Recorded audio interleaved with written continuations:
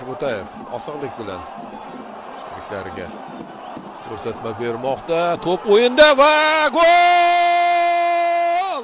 Navbahor futbolchilari hisobni ochyapti birinchi taymning o'zida va bu gol legioner futbolchi Igor Gabriel Fernandesga tegishli adashmasam.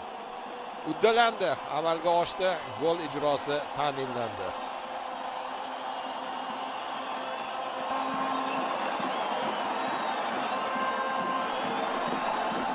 Qarashda to'p darvozaga yo'naltirilgan bo'lsa-da, darvozabon tutib qoladigandek edi.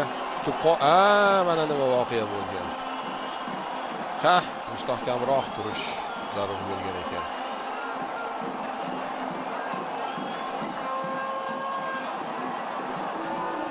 Gabriel Fernandes gol muallifi.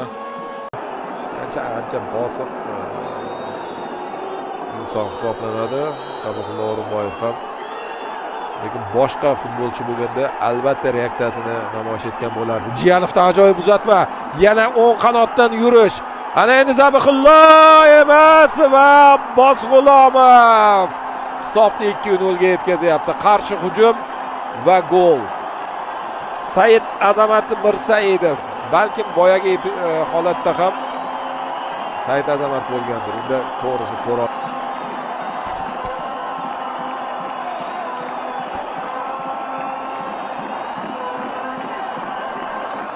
Zabihulloh chiqib ketdi deb. Zabihulloh ofsaydda turgan ekan, shuning uchun ham yugurmagan. Ana ko'rishingiz mumkin. Said Azamatdan esa juda ham qulay, juda ham aniq va aql bilan uzatilgan to'p. Bu yerdan gol urmasa bo'lmasdi albatta. Abbos G'ulomov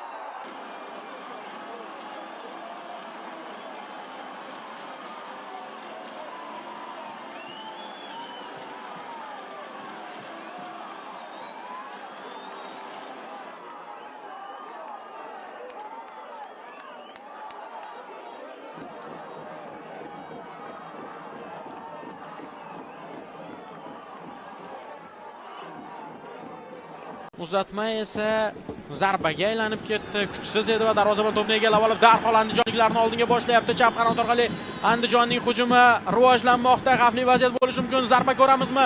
Ko'ramiz zarba! Darvozabon qaytardi. Davom etadi hujum. Yana bir seyv, yana bir zarba va gol!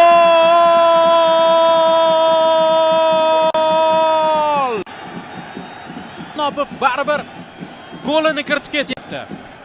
Doniyor Abdumannopov uzr so'ragandek tuyuldi takroriy lavhada, chunki Doniyor Abdumannopov o'tgan mavsumni Paxtakor safida o'tkazganligini aytib o'tdim. Mana, ofsayd yo'q edi Abdumannopovda. Birinchi zarba Jonatan qaytardi, keyingisida baribir maqsadga erishib ketdi. O'zi mana bu zarbani qaytargandan so'ng himoyachilar yana zarba yo'llash imkonini berib qo'ydi Abdumannopovga. Abdumannopovning yaqin masofadan yo'llagan zarbasini ham bartaraf etdi Jonatan Luis da Siqueira. Lekin uchinchisi ortiqcha edi. Uchinchisiga da imkoniyat berib qo'ydimi bu himoyachilarning aybi va andijonliklar hisobda oldinga chiqib olishmoqda. 1-0. Ko'ramiz, bundan oldingi kornerlardan naf chiqara olmagandi. Andijonliklar bu safarchi ichkariga uzatma, zarba va gol! 2-0.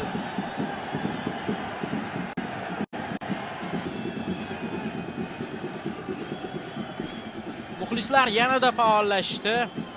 Rustam Turdimurodov ham uzr so'raganligini ko'rdingiz. Chunki Rustam ham 2022-23-yilgi mavsumda Paxtakor safida o'ynagan. Shunga aytishsa kerak-da. O'zingdan chiqqan deydi-yu. Albatta bu u qadar ham mos tushmaydi-yu, lekin sobiq Paxtakorchilar gol kiritishyapti. 2-0. Zo'r o'ynayapti Andijon. Maksimal natija chiqarib ketyapti. Ayniqsa ikkinchi taymda. Paxtakor esa hozircha ikkinchi son kechmayapti bu. Yo'q. Hattoki qo'pollik bormidi? Muhammadali O'rinboyev bejiz to'pni egallab olmagan ekan, qo'li bilan ushlab olganiga. Go'yoki O'rinboyev qo'pollik ishlatdimikan deb o'ylagandim. Paxtakorning hujumi, Flamarion, braziliyalik futbolchi jarima idishasidan o'zatma amalga oshiryapti. Zarba yo'llanmoqda va hisob qisqaryapti. Gol! Igor Sergeyev. Muhammadali hali yakunlanmadi do'stlar. Bu qarama-qarshilikda hali intriga yetarlicha. Ko'ramiz. O'ng qanotdan uzatma, O'rinboyevda hech qanday ofsayd yo'q. Sergeyev barchasini to'g'ri bajardi. Bu safar Andijonning o'sha himoya qo'rg'oniga aylanib borayotgan Luka Uskokovich ham to'pni qaytara olmadi.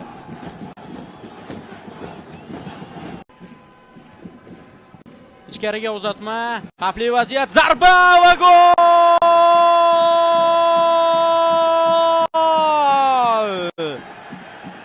Andijon hisobni 3-1 ko'rinishiga keltirmoqda.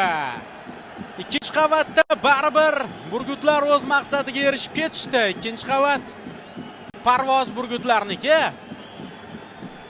Jonathan tashlandi. Luis da Siqueira lekin yo'nalishni yopa olmadi. Zarba mukammal tarzda ijro etilgan.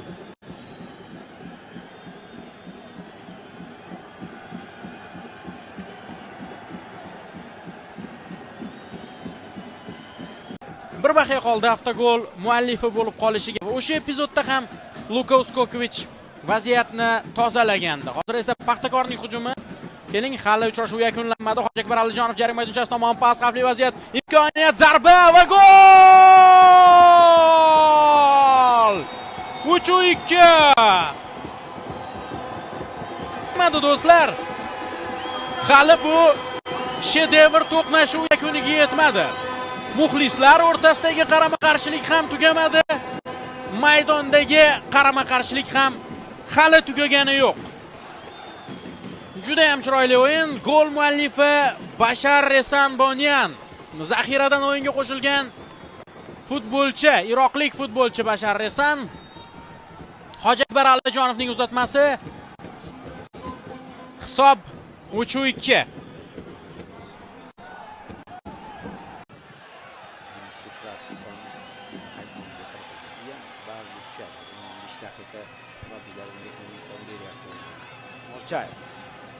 Oshirdi, zarba, darvozabon qaytardi, yana hujum, zarba, gol! Chiran raqib darvozasini ishg'ol etyapti. Nasaf hujum qilishdan to'xtamadi va buning uchun taqdirlar Berdiyevdan tushunadi. Mana qarang, qanotga to'p oshirildi. Bu vaziyatda Husayn Norchayev to'pni yuqoridan ko'tardi. Bosh bilan zarba, darvozabon qaytardi. Uni aybi yo'q endi. Patapov to'pni qaytaryapti. Qaytgan to'pni Sharom Muhiddinov Chiranga qaytardi. Chiran esa darvozaga to'g'rilab qo'ydi. Bu yerda Muhiddinov va Chiran bir-birini ajoyib tarzda qo'llab-quvvatlayapti golda va tushunyapti ular. Juda qisqa masofada Sharob